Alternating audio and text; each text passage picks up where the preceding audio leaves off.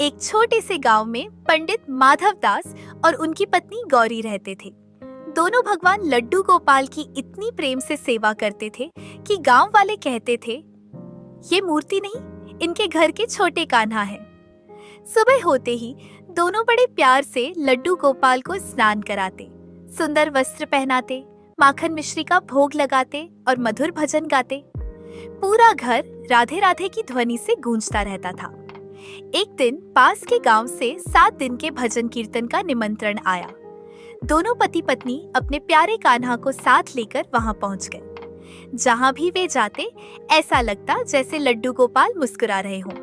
लेकिन तीसरे दिन अचानक गौरी को एक जरूरी काम से अपने गांव लौटना पड़ा। अब पंडित जी को अकेले अगले गांव भजन करने जाना था। सुबह उन्होंने बड़े प्रेम से कान्हा को नए वस्त्र पहनाने शुरू किए, लेकिन तभी अचानक पानी का लोटा पलट गया और सारे कपड़े भीग गए। उन्होंने जल्दी से दूसरे वस्त्र निकाले, पर उन पर भी दाग लग गया। पंडित जी समझ नहीं पा रहे थे कि आज बार बार ऐसा क्यों हो रहा है। किसी तरह वे घाट पहुंचे, लेकिन नाव वाले ने कहा, महाराज, नाव खराब हो गई है, 1.5 घंटे बाद जाएगी। पंडित जी वहीं बैठकर भजन करने लगे। धीरे धीरे लोग इकट्ठा होने लगे। माइक लगाया गया, लेकिन उसमें करंट आने लगा।